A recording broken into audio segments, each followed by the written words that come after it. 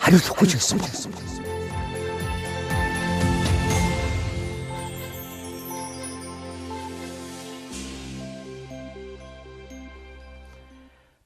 Орон төрийн үзэгчтэй. Та хариулахгүй ч болно нэвтрүүлгийн энэ удаагийн дугаарыг та бүхэнд хүрэхэд бэлэн болж байна. Манай энэ удаагийн зочноор Монгол Улсын их хурлын гишүүн, Монгол Улсын засгийн газрын гишүүн, сангийн сайд Болор оролцсон.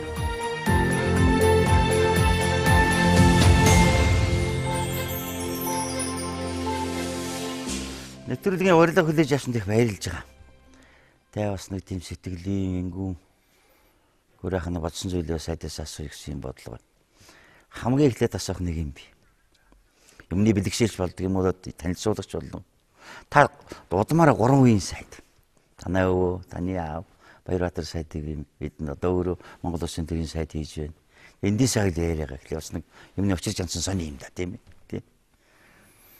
Гэхдээ яг 3 үеэр гэж ер нь хүмүүс ярьдаг л да. Тэгээд би бол энд хариулт бол олон жил ингээл надаас асууж ирсэн. Хариулт энэ бол хувь тохиол одоо тэгж хувь тохиол байх гэж боддгийг. Ер нь бол яг манай өвөө, аав бид гурав ч нэг 20 жилийн зайтай энэ албыг хасж байгаа. Тэгэхээр энэ бол одоо юу гэдэг ямар нэгэн байдлаар одоо өвлүүлдэг юм албан тушаал биш шүү дээ. Тийм ээ.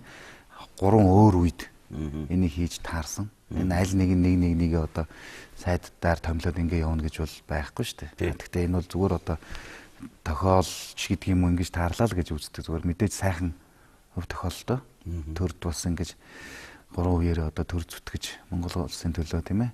Тухайн одоо өвөө маань 60-аад оны үед гэдэг тийм ээ. Тэр бол яг социализмын үе. Аав маань бол яг шилжилтийн үе тийм. Одоо өнөөдөр би бол одоо яг энэ үед ингэж бас явж гин гэдэг бол 3 одоо маш өөр үед энэ албыг хасж ийн л гэж одоо ойлгож байна. Гэхдээ ер нь бол энэ бол бас их сайхан хөв тохиол гэж боддог. Тэрнээс одоо тэрийг боллоо. Одоо тэгээ дараа нь 4 дахь үе байх хэрэгтэй энэ ч гэдэг юм. Тийм юм байхгүй л дээ. Боломжлаа. Тий, тийм юм бол байхгүй. Хүмүүс тэгж бодоод байдаг байхгүй. Тэгээ тийм юм бол мэдээж байхгүй шүү дээ. Тэгж л таарсан. Би ягаад энийг асууж байгаа юм бол нэгдүгээр бэлгшээлээ санагдаж байгаа. Хоёр зүгээр явахаа нэг тийм магадгүй зүгээр ингээд өвөө чинь аав чинь ингээд төрийн ажил хийдэг. Тэгээд нэг тийм нэг тэр айлд амжсан нэг тийм бас нэг улсын ажлыг хийх үнэмшилж гэдэг юм очиргоо захаа за миний хүү энэсээ сайд болно шүү тэгэнгүүт ингэж хийдэг юм шүү гэдгийч гэлээгэсэн тэр төв шударгууч юм уу тэр нэг сэтгэл уламжилсан юм бас байж магадгүй юм гэж бодод байгаа юм л да. Тийм яг ер нь бол мэдээж хинч одоо юу гэдгийг хүүхдээ чи сайд болно шүү гэж ярихгүй л дээ. Би бол тэрэнд бол итгэхгүй л дээ. Тийм юм гэж юу аах вэ? Бид нар ч тэгэхгүй шүү дээ. Би бодож итгэхгүй юм чинь. Тэгэхээр яг магадгүй бүгчүүд бол одоо хүүгээ бүх болоосаа энэ гэдэг тийм юм бол байдаг л баг л та.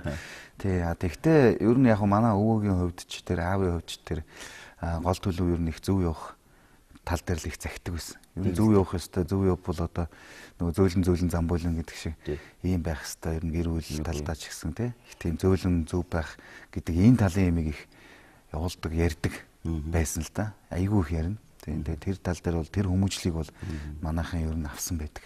Тэгээд энэ хүмүүжлийнхаа дагуу бол боловсруулж олсон байдаг. Ер нь сургууль соёлд хандах харьцаа, за тэгэл бүх хүмүүстэй харьцах харьцаан дээр энэ төр те маш их зүйлийг одоо ярьдаг байсан. За аав бол одоо надад бол хамгийн их зааж зөвлөдөг байсан юм бол те болроо чи бол юмыг төгс мэдэхгүй байж болно. Тэгэхдээ бүх сэдвэр одоо ямар ч сэдвэр хүнтэй сайхан ярьж чаддаг. Ийм байх ёстой гэдэг энэ бол надад их үлдсэн байт. Тэгэхээр асар их юм ингээд уншаа яваад байдаг. Төгс хийснээс та чинь бэлэг төгслөө, хаан төгслөө.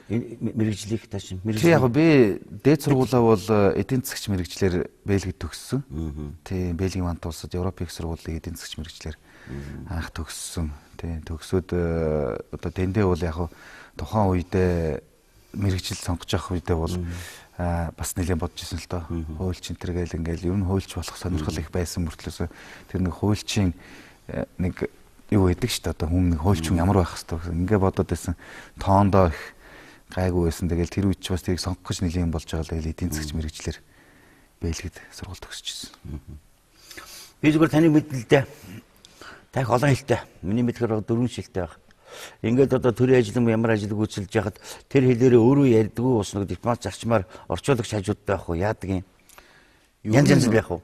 Ер нь бол би бол тэн дээр их шууд шулуун л байдаг шүү дээ. Ер нь болж игэл тэр хүнтэй бол тэр хэлээр нь яриад ойлголцоод явуучвал тэр тухайн одоо уулзалт хэлцээрч гэдэг юм уу миний хувьд бол нэлээд амжилттай болдог байх гэж хувьдаа боддгийг. Томоохон одоо их томоохон хэлцээрүүдийг ахалж орж илаа шүү дээ. Тэр болгон дээр бол нэг монголоор яриад орчуулгаар дамжаал ингээ яваад ахаар бас нэгдүгээр цаг их явдаг. Тэгээ болж игэл мэдээж хэлийг мэдэхгүй бол мэдээ тэгэл монголоор л яриад явна л да. А мэддэг одоо ярих боломжтой энэ төр тийм үед бол гол төлөв яг тэр тухайн орных нь улсын хэлээр яриад ингээ явчих те. Тухайлбал одоо орсоор бол орсууд бол намайг нэг монголоор яриад бол гайхах шүү дээ. Тийм ээ. Тэгээ орс сургууль төгссөн гэдгийг бүгд мэдж байгаа. Тэгэхээр аль болох орсоор нь яриад юмаа яриад ингээ хэлцээ явчих. Ингээ явчих нь зүйтэй байх гэж бодоод ингээ явдаг. Тэгээ протоколны одоо юу гэдэг нь томоохон хурал зөвлөгөөн дээр үг хэлэх хинтэр үед бол мэдээж монголоор хэлэх шаардлага гаралгүй байх. Тэгэхээр тэр үед бол одоо дөрийн сайдын хувьд бол монголоор хэлнэ. А зүгээр хэлцээр уулзалт те ганцаарчсан уулзалт ийм юмнууд дээр бол гол төлөв одоо манай протоколынхан бол яг монголоор бичиж аваад ирдэг л те. Гэхдээ яг мэдээж тухайн хүнтэйгээ шууд харьцах боломж байвал тэр нь илүү цаг хэмнэдэг. Тийм.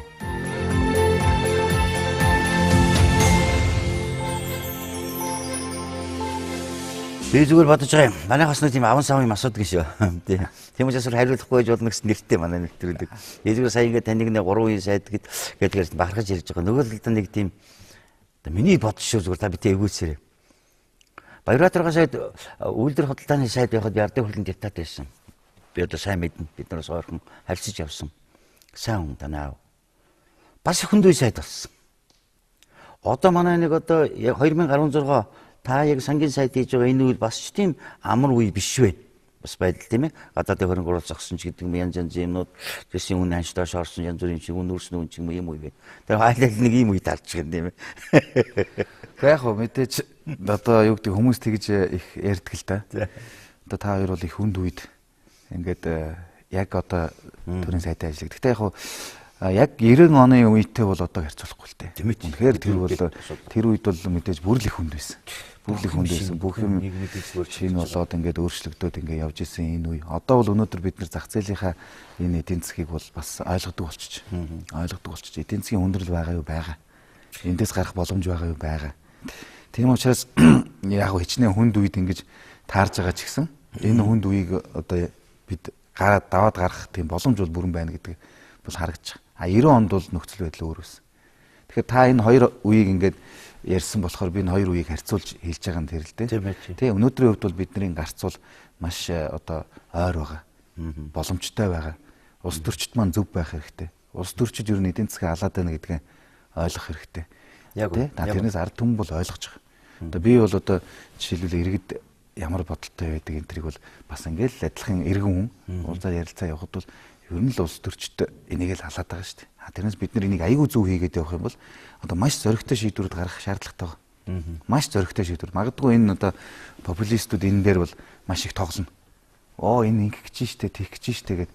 Гэтэл энэ бол цаашдаа бол эдийн засгийн хувьд маш зөв шийдвэрүүд болж гарах ийм одоо байгаад байгаа юм л та. Тэгээд энийг одоо манайхан жоохон зоригтой л хиймээр байгаа. Их популист юм гэдэг заримдаас хөгжлийг их гацаадаг юм болоо даа гэж би боддөг юм. Би зүгээр боддош яг өнөөгийн өнцгөр ингээ харах юм бол нэг юм хөдөлгөөр нэг талд нь жагсдаг. За сэрэмжийнхэн зүйл байх. Яг өнөөдөр шиг байсан бол Эрдэнэтэйг ашиглалтанд оруулах болов. Оросд өгөх гэж байна. Монголын байдгийг энэ төр зогсож байгаа юм биш байгаа даа гэж боддоо шнэ. Үгүй харин тийм. Тэгэхээр эн чинь популистууд гэдэг байгаа нөхдүүд маань бид нар ерөөсөө 25 жилийн хугацаанд 26 жилийн хугацаанд энэ шилжилт чинь яваалаа байхгүй. Гэт хуучин бусад одоо соц орнуудын шилжилтийн үе хэзээ дууссан. Зөв юм руу ороод ойлголт аваад ингээ явчихад байгаа. Зортой хэдийн хийгээд ингээ явцсан. Манайх бол үндсэндээ ерөөсөө энэ коммунизм гэдэг юмнаас одоо болтол гарч чадахгүй. Ярьж байгаа юм нь популистуудын чинь ярьж байгаа юм чи ерөөсөө буцаал төвлөрсөн эдийн засаг руугаа орё л гэдэг ийм юм руу явах гэдэг шүү дээ. Ингэж явах юм бол хойд солонгос л байхгүй. Одоо дэлхий дээр өөр тэр зарчмаар хөгжиж байгаа улс орн байхгүй. Манайх ч нэг ийм холимог болгож явж хийгээд гэтэл эдийн засаг чи өөрөө өсөөд ингээ явахаар дагаад нөгөө халамжийн бодлого юм чинь хамт явдаг болохоос биш. Энийгээ явуулаагүй юм байж энийгээ явуулаад ирэхээр баланс нь алдагдаад болохоо байчихад байгаа юм л. Тэгэхээр бид нар бол яг энэ популистуудаа бас нэг ялгаж салгадаг болмоор байгаа юм. Зөв ярьж байгаа хүмүүс мэдээж байгаа. Байгаа. Та хэднээс тэгшин боллоо? 34. 34-тэй тийм ээ. 38-тэй 30-тэй дэцээд илүү. Тэгсэн. Эхтэрийн насыг асууж болно те. Одоо 38 уу? 30. Одоо 38. Сайхан те 38 настай Монгол улсын сангийн сайд хийж яах гэдэг. Би нэг юм асууя. Энэ ойрхон дээр энэ гишүүн гэж ямар хүн байх хэрэгтэй юм бэ? Би одоо хувийнхаа бодлыг л хэлье. Тийм ээ. Та нар дээр нэгэн одоо байх шүү дээ.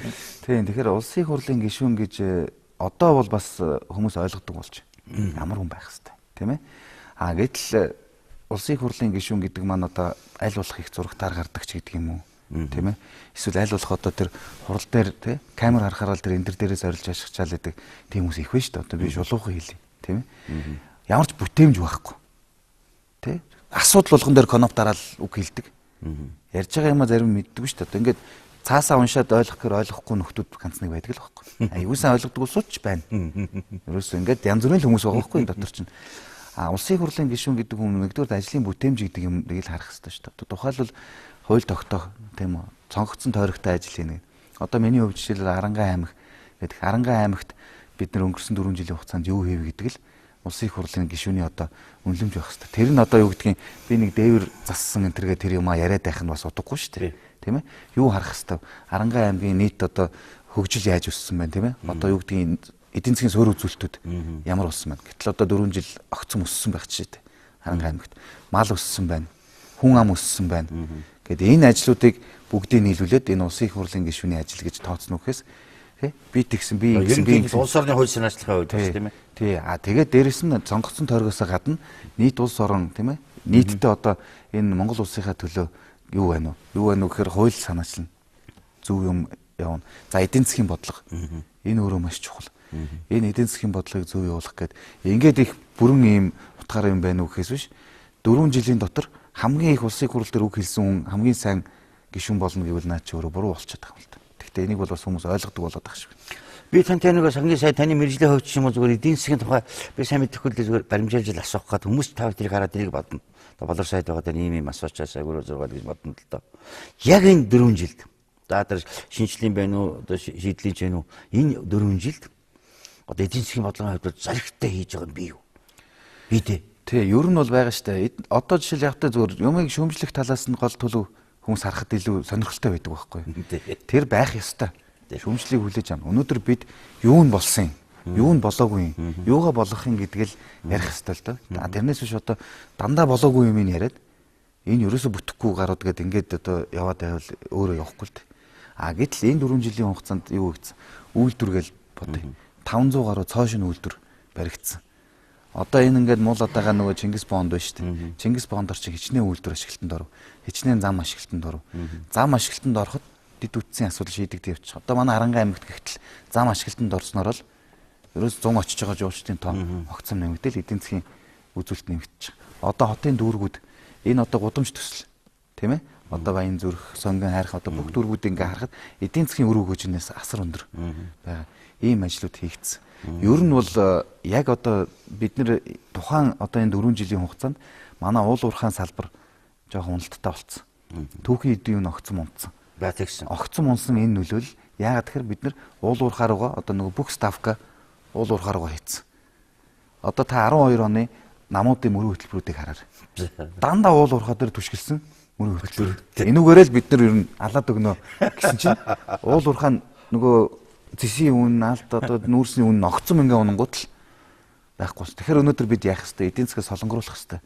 Солонгоруулах хэвээр гэдэг ажлыг өнөөдөр хийж байна. Тийм ээ? Аялал жуулчлал руу мөнгө гаргаж байна. Одоо махан бүтээгдэхүүний экспорт энэ жил ингээд хятад руу гараад эхэллээ шүү дээ. Айгүй том эхлэл байхгүй. Манай 50 сая малтай айл гэдэг. Гэх мэтлэнгээр зөв бодлогууд бол зөндөө явж байна. Мэдээж бас бүтэхгүй болохгүй байгаа юм ч байна.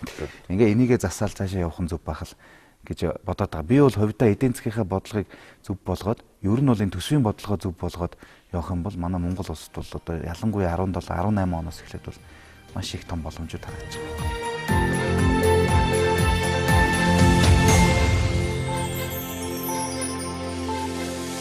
За 2016 оны төсвөр нь ямар төсөв болсон бэ? Зарим хүмүүс дээд бурхан маш муу төсөв болсон гэх юм. Зарим нь жинхэнэ хөөсөргүй бодиттой төсөв гэх юм. Та таныг хэлнэ дээ. Уг нь зүгээр миний өөрийн хүсснээр болсон бол өшөө бүр гоё төсөв оруулж ирсэн шүү дээ. Батлагдсанаас хамаагүй гоё төсөв оруулж ирсэн. Тэгээд улсын их хурал дээр бол төсөв маань тэгээд жаахан задарсан л да. Тэгвэл харин сансныг бодвол гайгүй задарсан. 16 оны сонгуулийн жил шүү дээ. 12 оны 8 оны сонгуулийн жилүүдэд бол төсөв бол 2 3 дахин нэмэгдэж орж ирдэг байсан бол энэ жил бол тэгээгүй. Тэр бол бас бид бас өөрийнхөө бодлогыг хамгаалсан. ингэж болохгүй гэдгийг бол хэлсэн. Зарим нэг нөхдүүд бол сонгуул болох гэж байгаа юм чинь ямар хамаатай юм. Ингэж яв гэдэг тий нэм дахиад нэг их 80-ыг нэмчих ингэж айл тал нь шүү. Тиймээс нэг манай танаа гэдэг юм юусоо байх хамаагүй. Би чинь тэр төлөвийн асуулт тавихгүй. Тийм учраас төсөв бол яг тэгтээ энэ төсвийг дахиад бид нар одоо дараагийн засаг энэ сонгуулийн дараа байгуулагдах засгийн газар тий одоо яамдаа цомхон болгоод бид нар үгэн тэгж оруулж ирсэн шүү дээ. Хэрвээ та санаж байгаа бол яамдуудаа цомхон болгоё. 9 яамтай бол энэ төр гэдэг ингээд орж ирсэн. Тэгээ энэ яваагүй. Дараагийн одоо орж ирэх засаг бол энийг хийх хэрэгтэй. Ёстой нөгөө 9 яамтай цомхон тэгэхээр зардлууд огцом хасагдана. Бидний тодтголыг бол маш зөв хийх хэрэгтэй. Тэгээд нэгэнт сонгуулийн дараах засаг учраас дахиад 4 жилийн дараа сонгуул болох учраас бүр л их зөрөгтэй хийх хэрэгтэй. Эхэн дээр нь тийм эхэн дээр нэг ингэж өгөөд яг нэг жаахан өвдөлт мэдрэгдэн тий. Тэгвэл тэр бол асуудал биш. Тэрний дараа бол бид нар айгуугой цэвэрхэн болоо. Тэгвэл төсөв хомлаа гэд иргэд дээр өвдөлт мэдрэгдэхгүй. Тэнд өөрчлөлт орохгүй. Ховын хөвшилд ажиллаж байгаа улсуудад өөрчлөлт орохгүй. Тийм ээ. Зүгээр одоо төрийн юм дээр тэгвэл зөв юм руу орно. Бид нар төр өнөөдөр төсөв буруу байсаар байгаад 3 их 80 төгрөгийг төсвийнхаа алдагдлыг нөхөхөд зориулаад дотоодын бонд гаргацлаа байхгүй. Дотоодын бондоор тэгээд амьдарч байна. Банкуд нь тэгэж амьдарч байна. Гэтэл тэрийг төр аваагүй бол тэр 3 их 80 чинь ховын хөвшил рүүгээ гарна штэ. Зээл болж гарна. Энэ зээл болж гарснараа энэ иргэд чинь өөрсдөө ажилтаа болно. Бүгд заавал төрийн албаа агч болохгүй зүтгэхгүй. Тэгэхээр бид нар юу ихлүүлсэн бэхээр одоо ямар ч үсэн бодлого арай нэг зөв тийшээгээ эргэсэн учраас тэгээ энэ одоо зөвхөн 4 жилийн хугацаанд биш байхгүй. Сүүлийн 10 жил эн чинь ингээд жоохон буруу яваад байсан байна да. Гэтэл бид энийг засах гэж оролцсон. 12 оноос хойш энийг засах гэж оролдоод ингээд явсаар байгаад өдөрт бол одоо ингээд ирсэн байгаа нь. Тэгвэл сая өнгөрсөн жилийн төсвийг батлахад бол бид нар нэлээд зөв юмнууд хийсэн учраас өнөөдөр дотоодын бонд гэдэг юм гаргахаа болчлоо. Өөрөөр хэлбэл эх 5 жилд хүүгийн зардал бол дор хаяж нэг 300 орчим тэрбум төгрөгөөр буухаар болчихж байгаа. Тэгэнгүүт Монгол банк сая бодлогынхаа хүүг буулгалаа шүү дээ. Энд чинь өөрөө бизнесүүдэд эргээд ашигтай. Яг ингээд нэг жоохон зөв юм руугаа ингээд багуугаар явж л байна л да.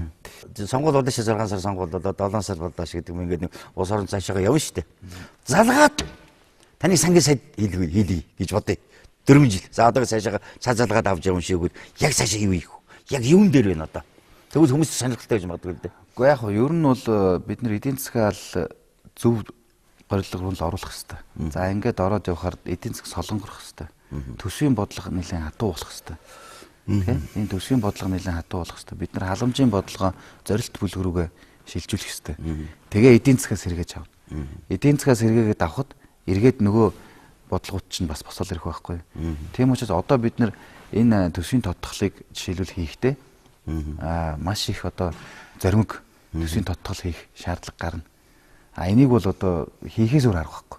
Тэр болор нь байна уу, доржин байна уу, дондог нь байна уу хийхээс өөр арга байхгүй. Тийм учраас тэрийг л хийнэ. Тэрийг л хийх ёстой. Тийм эдийн засаг одоо бид нар 17 18 онд яах вэ? Тийм ээ. Ингээд явна. Өрийн удирдлагын асуудал гэж ярьж байгаа шүү дээ, тийм ээ. Одоо энийг улс төр болгоод байгаа байхгүй. Гэтэл өнөөдөр тийм кризис болцсон юм үндэ байхгүй.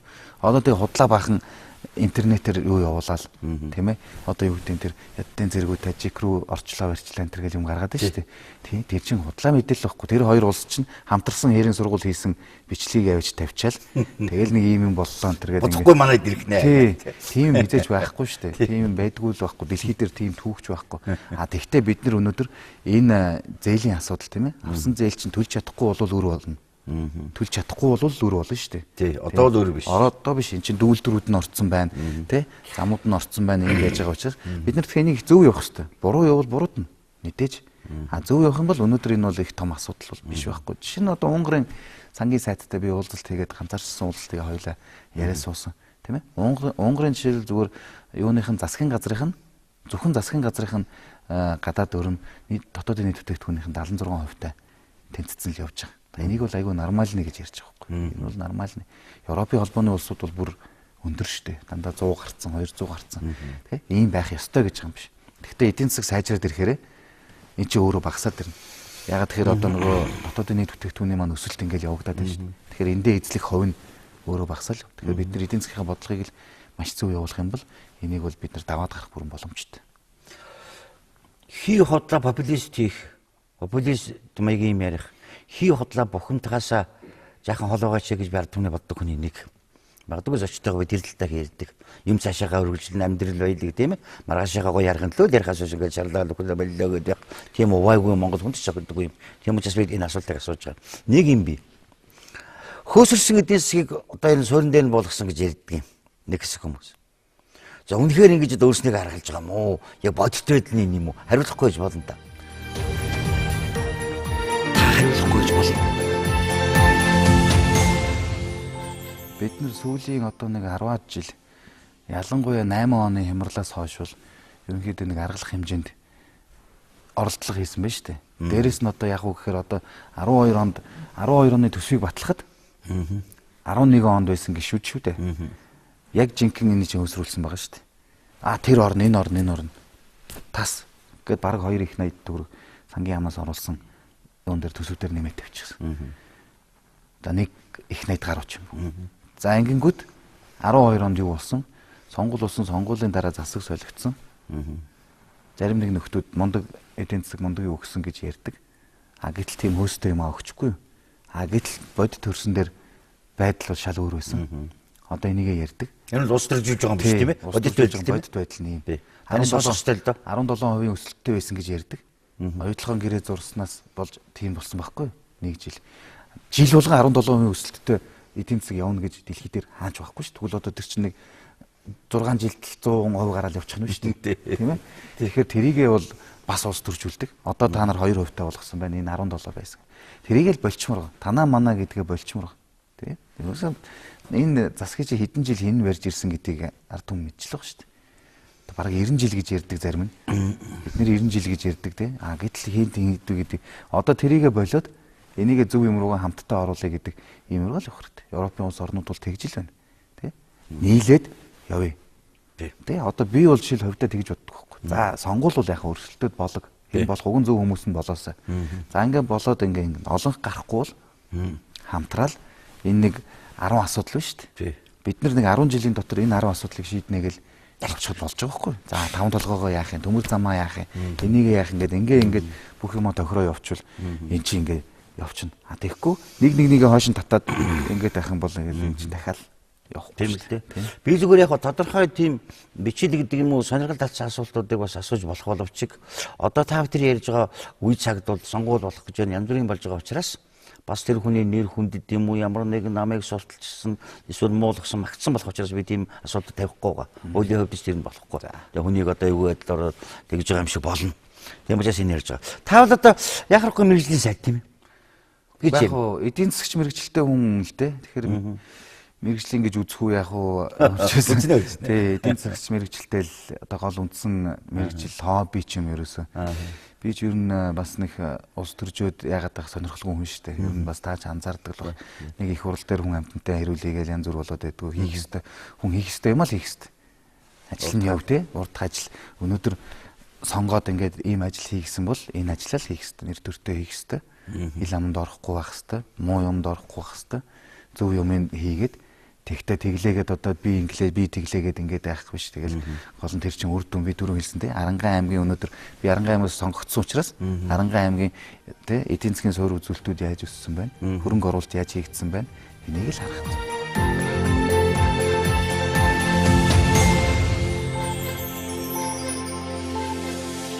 Одоо шиг янз бүрийн офшор янз бүрийн мэрэл ингээд яхан бужигнаал эхэллээ. Бид нар тэр тал руу нэг ярихгүй. Би зүгээр манайх шаван савны асуудаг юм. Та хариулахгүй гэж бодно. За. Та сангийн сайд юм. Тэр нь хамаагүй. Одоо хөрөнгө оруулалтын мэдүүлэгч гэдэг юм уу та аль тэр чиний л хүн бэ? Та хариулахгүй гэж болно. Гэхдээ яг ер нь бол нэг юм байдаг штэ. Ерөнхийдөө зүгээр миний хувьд тийм ээ. Аль болох улс төрд орохоос өмнө ерөнхийдөө өөрийнхөө одоо тодорхой хэмжээнд байр суурь юмыг олцсон байх хэрэгтэй гэдэг ийм байр суурьтай байсан. Тэгээ яг бизнес мэдээж хийсэн. За энэ бизнес бол өөрөө том бизнес биш. Жижиг биш. Манай гэр бүлийг бол ямар ч үсэн хангалттай аваа явуучих. Ийм манайх чинь том гэр бүл шүү дээ. 5 хүүхэдтэй манайх чинь. Тэгээ ингээд энэ гэр бүлийг ямар ч үсэн аваа явуучих хэмжээнд. Гэтэ энийг улс төрөөр босгоогүй. Энийг л ялах хэрэгтэй байна. Зарим нэг улс төрчдийн та нар анкетыг үзэхэр бизнес хийжсэн гэсэн үг нэгч байхгүй мөртлөөсөө тасарсан гарууд байна шүү дээ бас. Дэмэг Тий. Тэднэрээс бол ялгах хэвээр. Би бол тэрийг шууд хэлдэг. Тий. Мэдээж болор өнөөдөр улс төрд байлаа гэд болрын одоо хувийн компани урд нь одоо ажилуулдаг гэсэн хувийн компани үйл ажиллагаа зогсохгүй шүү дээ. Тэр нь мэдээж явж л байна.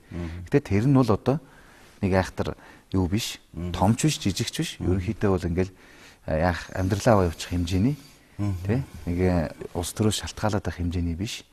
Тийм хэмжээнд л байгаа. Ер нь бол одоо тэр талаасаа бол та сая хөрөнгө орлогын мэдүүлэг гэж асуусан болохоор чи би тэр талаас нь хариулж байгаа шүү. Тий. Юу одоо нэг ингэж яа л да сонгуул өгөхөд хүмүүс бас сонголтоо хийх гэж байна. 16 онд бас бүр сайн сонгуульд идэвхтэй оролцох хэрэгтэй. Сайхан хийх хэрэгтэй хүн бүхний эх орны хувьжээтэй холбоотой юм чинь гэж боддгийн ард түмний сонголтоо. Тэгээд ингэж нэг зөөн хүн гаргачихсан шин тэргээл гадуур хийж жил улсууд. Та бол нэгэн бодын Монгол Улсын иргэн сонгогч хүн. Ер нь их орол нэг зөв хүн гэдэг ойлголтыг танихаар бол ямар байх вэ? Би зүгээр нэг жишээ аваад хэлчихв. Заадаг. Хүн ярихгүй гэсэн боловч ярьчээ. Тийм. Улсын их хурлын гишүүн Цэвэлмаагийн Баяр сайхан гэж байдаг. Энэ хүнийг бол би одоо жишээлбэл яг улсын их хурлын гишүүн гэж нэг ийм хүн байдаг даа гэж харахаар л тийм хүн шүү дээ. Ер нь бол өмнө говийн байсан. Өмнө говийн. Надад аяг таалдаг. Тийм. Ерөөсөө нэг тийм хүн. Тийм би ч бас хийчин. Тийм. Зөвлөгөө их авдаг байхгүй. Тэгээд нэг олон юм ярихгүй. Аяа нэг ярихаараа зөв юм ярьчин. Тэг ийм хүмүүс л байх ёстой болов гэдэг шууд жишээ аваад хэлчихлээ тийм ээ. Ер нь бол зөв хүн гэдэг маань ямар хүн байх вэ? Таасаа ингээл офшор энэ төр ярьлаа шүү дээ. Одоо энүүгээр ингээд шуугаал нэг ингээл шуугаал өнгөрнө. Тэг.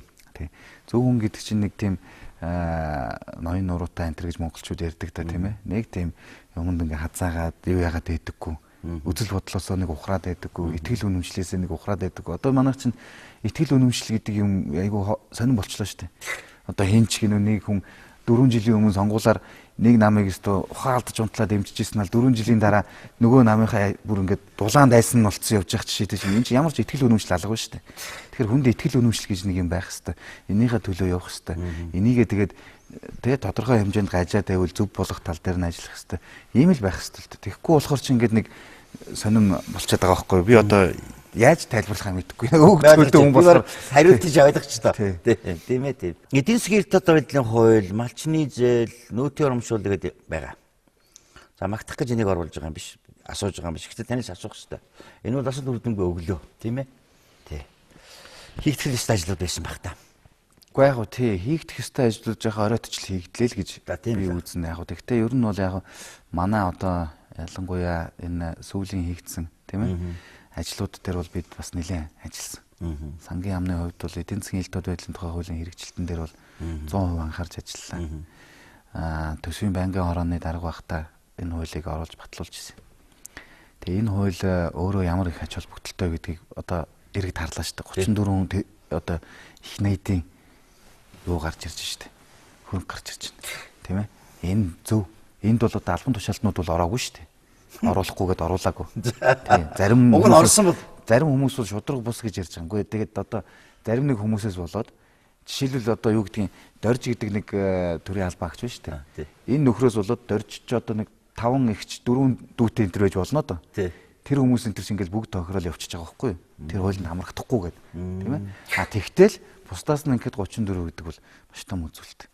Тийм ээ? Маш том үзүүлэлт. Бид нар одоо ингээд яаж штэ ипотек, малчны зээл, нөөт тийм. Нөөт гэхэд л жишээлбэл айгүй том ажил байхгүй. Энийг тэгэл дор нь гуйлаад ерөөсөө ингээл энэ ч болохгүй нь тэр ч дарамт тушаад үгүй энэ чинь хийх ёстой байхгүй. Ягдгүй л өөрөө энэ зөв нөөтийн хууль зөв байхгүй татварын урамшил өөрөөр хэлбэл өнөөдөр энэ далд яваад байгаа юмыг л бид нэр ил гаргаж ирэх хэрэгтэй. Аль ч улс ийм л байх хэрэгтэй шүү дээ. Тэ бүх юмаа шударгаар сайхан мэдүүлээд бизнесээ хийгээ явдаг л байх хэрэгтэй. Энийг хийх гэдэг. Тэгэхээр хүмүүс хэлдэг эдгээр өөрсдөө хийхгүй байж энийг инглээ гэж. Үгүй эн чинь яг тэгээд ахын бол явахгүй л дээ. Энд ингээд үе шаттайгаар яваад тэ бид нар би жишээлбэл ялгаагүй энэ хуулинд хамрагдаад явж л байгаа шүү дээ. Бүгдээ одоо ингээд хардаад ингээд идгээ болчмор. Зөв ажлыг бол бүгдийг дэмжиж явах. Одоо юу гэдгийг юунуудад дэлгүүрүүдэд юу шахаж чинь машин шахаж чинь гэдэг юм тийм юм байхгүй шүү дээ. Авч болно авахгүй ч байсан бол. Авахгүй байвал өөрөө тэр нөөтийн юмд хамрагдахгүй хүмүүс тэр дэлгүүрээр нь орж иж үйлчлэх л болчих шүү дээ. Яг л баримт өгдөг эднийх бай өгдөг эднийх яадаг гэл. Тэгэхээр тэрэндээ ороод явах хэрэгтэй байхгүй. Зарж байгаа юм ил худалдаа авч байгаа юм ил. Тэгвэл тэрүүгээр одоо хүний орлогыг хянана гээл одоо бас буруу юм яваад шүү дээ. Тэрийг хэн харах байхгүй ш. Та бүхэн жишээ хондоо хоол идээд хамт хоол идчихэд баримтаа та надад өгсөн байхад. Тийм үү? Гэхдээ та тооцоог нь хийцэн байж болно шүү дээ. Гэхдээ баримтаа за маа нэг чи аваад өгсөн байхад яах юм? Миний орлого яаж хянах юм? Ямар ч арга байхгүй байхгүй. Тийм учраас манай иргэдийг ингээд албаар айцд оруулах гэдэг ингээд одоо фэйсбүүкээр ч юм ингээд яваад шүү дээ. А гэтэл хэрэггүй байхгүй юу? Энэ өөрөө зөв учраас ингээд явах. Малчны зээл тий? Малчны зээл 30% тавиулна шүү дээ. Энийг 10 руу оруулж ирэх ажлыг хийлээ. Энэ өөрөө юуны хувьд бол эдийн засгийн хувьд бол маш зөв механизм байхгүй. Яг л бид нар сайн малчин гэж ярьж. Сайн малчин хүн ямар байх хэвээр тий? Вакцинжуулалт нь хамрагдсан байх хэвээр. Тэр угаалга юу гэдгийг тэр бүх юмыг хийсэн байх хэвээр. Давай тэгвэл ингүүл 10%-ийнхаа зээлийг. Энэ бол сайн малчин. А энэ бүх ажлаа хийдгүү нөхөр бол одоо муу малчин гэх наашийн. Гэхдээ энэ 10% хамрагдахгүй. Муу ялгаагүй одоо сайн хашаа гэж бид нэр яриад шүү дээ. Тэ? Энэ одоо ингээл бидний одоо маш их яриад одоо сүүлийн хэдэн сар ярьж байгаа том бодлогуудын л нэг байхгүй. Сайн хашаа гэдэг хашаага одоо бид нар бохироосоо салъя гэж яриад байгаа шүү дээ. Бохироосоо салахын тулд даваа энэ сайн хашаа хөтөлбөрт хамрагдчих. Тэ? Улс энэ дээр чинь дэмжлэг үзүүлье. Энэ төвийн одоо халаалт юм уу тоолчих гэл ингээл явчихж байгаа байхгүй. Тэгэхээр энэ ажлууд бол хийгдэх ёстой ажлууд. Тасаа хэллээ хийгдэх ёстой ажлууд бахаа гэж. Үгүй хийгдэх ёстой ажлууд. Тэгээд энийг бол бид нэр гардаж хийж байгаа. Заримдаа би нэг хүн мэдэхгүйгээр ичихгүй байх хэрэгтэй л дээ. Хүнтэй ярилцлагыг бүхнийг мэддэг амтан болоод оройд нь суугаад байх эвгүй байдгийг. Би зүгээр яг өөрийнхөө өмнөөс ярьж байна. Үзэгч намайг шоолно л гэж. За сүүлийн үед нэг офшоргаад ингэж яриад бужигнаад бүр бомын болж юм л да. Би танаас асууя. Та бол одоо боловсролтой хүн, тэгээ бас өндөр мэрэгчлэлтэй хүн. Тэр юм ямар юм ярьдгийг. Тийм аюултай юм байдаг юм уу? Юу юм ер нь? Ер нь тэрнийг цааш нь яах ёстой, хөөцлөх ёстой юм уу? Ер нь нэг ойлголттой хэлээд олоод авчин барах хардаг. Ер нь яг офшор гэдэг бол бусад орнуудад бол нэг хуульчилсан барьсан юм бол нэг байхгүй. Гэхдээ энэ бол ёс зүйн асуудал л та. Зөв. Ёс зүйн асуудал офшор гэдэг чинь ер нь үндсэндээ л зүгээр маш энгийнээр тайлбарлавал татвар асал зугатаж байгаа л нэг л хэлбэр шүү дээ. Өөрөөр хэлбэл бас нэг зүйл байгаа хүмүүс тайлбар тэр бол үнэ. Гадны улс орнууд одоо өөрөөсөө өөр улсад жишээл Монгол улсын иргэн хүн Монголоос өөр газар хөрөнгө оруулалт хийх ч гэдэг юм уу те. Тиймэрхүү юм руу орох юм бол голцоо дандаа офшор компани байгуулж ордог байхгүй. Энэ бүх улс орнуудад байдаг л зүйл. Тэ? Тэгэхдээ энийг улс төрчид хийн болон улс төрчидтэй хамааралтай улсууд хийн гэдэг бол жаахан ёс зүгэл асуудал та. Гадны улс оронд бол яг энэ ингээд мэдгдсэн тохиолдолд бол одоо ажиллаа өгдөг ч юм уу иймэрхүү юм бол хийдэг юм юу вэ? Тэрнээс одоо яг манайхан шиг ингээд хууль гаргаал тэ шууд ингээд тийм юм бол байхгүй л тэ. Одоо зарим нь бүр хитэрж штэ тэ. Одоо хитрээд ингээд алба хаажгаад тэр албаа өгснөхийн дараа нэг хэсэг Монголоос гарах эрхийг хасна ингээл ийм сонин юм яриад тий. Тэр чи одоо арай л хүний эрхэнд халдаж байгаа байсан. За ухаандаа би сайд байж хагаад сайд биш боллоо тий.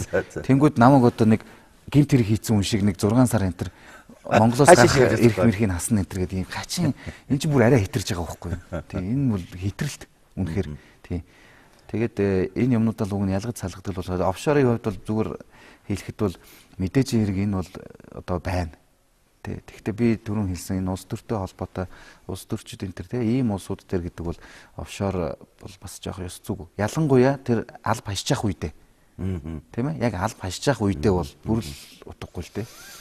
Би зүгээр танаас баримжаа авахгүйсэн бадуу над шиг бодож байгаа хүмүүс байж магадгүй л энэ ямар юм юу юм. Бүр цэврээр нь ойлголтоо. Ухаандаа яг ингээл л та 2008 онд сайд болсон хүн 2001 онд офшор компани нээсэн бол одоо буруутгах гаргалгаа шүү дээ. Тэр чи одоо 8 жилийн өмнө те улс төр рүү орохоос өмнө өөрийнхөө бизнес хийх ажиллаа. Тэр бол одоо асуудал алга. Тэр чинь тэгээд хууль бус зүйл биш. 2008 онд сайд болсон, 2009 онд офшор компани байгуулсан байвал тэгвэл энэ бол одоо бас жоохон цуул байхгүй. Тий. За одоо нэг юм юм байна. Би хаатрын маш гисэн юм ярихгүй зүгээр сайхан өдөр юм таны яриа надад их сайхан таалагдж байна. Би нэг хоёрхан татна үнтэйгээ ширж байгаа юм шиг өөрийнхөө дүүтэй ширж байгаа юм шиг яриах амин сайхан санагдаж байна. За одоо яг энэ цаг дээр өнөөдөр та Монгол улсын санг барьж байгаа. Улс орныхаа маргаашин төлөө бодож авч явдаг нэг сайхан Монголын ажил хэрэгжил одоо сайхан залуучуудын нэг. За цаашаа бид нар яах вэ? Ямар юм хурдтай хиймээр байна. Дараагийн 8-9 сараас эхлээл улс орны уршаа явна да. Тий яв шүү дээ. Явах мэдээж явахгүй байх уу? Гаслаад байх юм байхгүй гэж. Өөдрөг ер нь бол он гарснаас хойш бид нар бас хөрөнгө оруулалтын орчин ч гэсэн нэлээд нэмэгдэж байгаа шүү дээ. Одоо томоохон төслүүдэд явуулаад гадна талд бол бас мессеж нэлээд сайн очиж. Одоо бид нар нэг зүйлийг хэлэхэд ингээд гадныхан гэхээр л нэг хадны мангаа шиг яадаг л болмоор байгаа. Яг л гадаадын хөрөнгө оруулалтгүйгээр ямар ч улс орон хөгжихгүй. Эний чинь татахын тулд бүх улс орон гадаадын хөрөнгө оруулалт татахын тулд байдаг бол манай нөгөө хэдэн улс төрч чинь энэ муу гадных ингээд ингэсээр байгаад ингээ хүмүүсийг юм бол мэдээж харилцан ашигтай байж ижил тэр хүмүүс чинь орж ирнэ шүү дээ. Энийгээ зөв зохистой хэрэгтэй. Харин хөрөнгө оруулалтынхаа хуулинд өөрчлөлт оруулаад энэ бас нэг зөв тал руугаа явж байна. Энийгээ татах хэрэгтэй. А зүгээр яг эдийн засаг талаасаа зүгээр мэрэгжил талаасаа ч юм уу бодоход бид бол энэ эдийн засгийн солонгоруулалтын ажлыг л маш их төвхтэл үргэлжлүүлэх хэрэгтэй. Яг л уул уурхаагаас бид нэр 100% хамаарч чадахгүй гэдгээ ойлгочихсон. Одоо Канадыг хар. Канад эдийн засаг бол ингээд бүр байхгүй болчихлоо шүү дээ. Ягаад тэгэхээр нөгөө газрын тоснд байхгүй болсон. Тэгэхээр эднэр яаж ийн бас өөр эдийн засаг солонгоруулалт чинь тийм ээ. Тэр шиг манайх бол энийг л хийх хэрэгтэй. Нэгдүгээр. Хоёрдугаар төсвийн бодлого дээр маш зоригтой өөрчлөлт хийх хэрэгтэй. Тийм. Энэ дээр бол би одоо танд ингээд хэлэхэд оролцсон. Тэгвэл зарим нэг юм нь болсон боловч яг би одоо миний хүсснээр энэ төсвийн бодлогод бол өөрчлөлт орж чадаагүй. Тэгээ сонгуул болох гэж байгаа учраас энэ ажлууд бол бас сайн явахгүй байна. Үнэхээр тий энэ чинь нөгөө улс төртэй учраас. Тэгэхээр энэ сонгуулийн дараа энийг бол маш зоригтой хийх хэрэгтэй.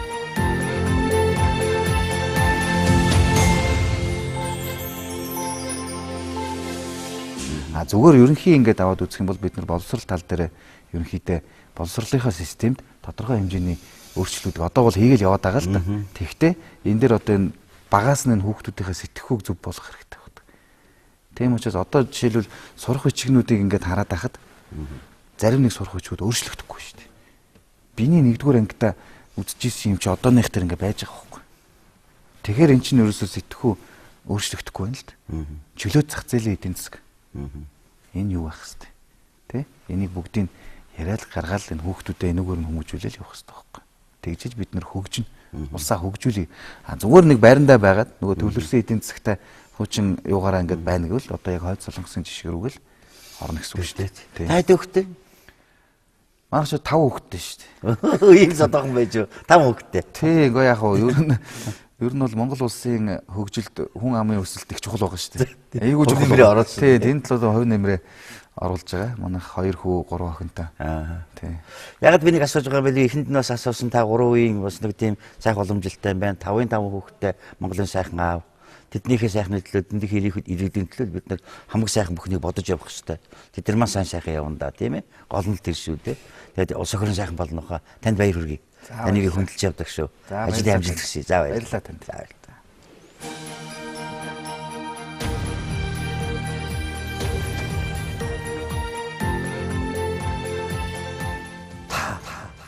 Хариулахгүй ч гэсэн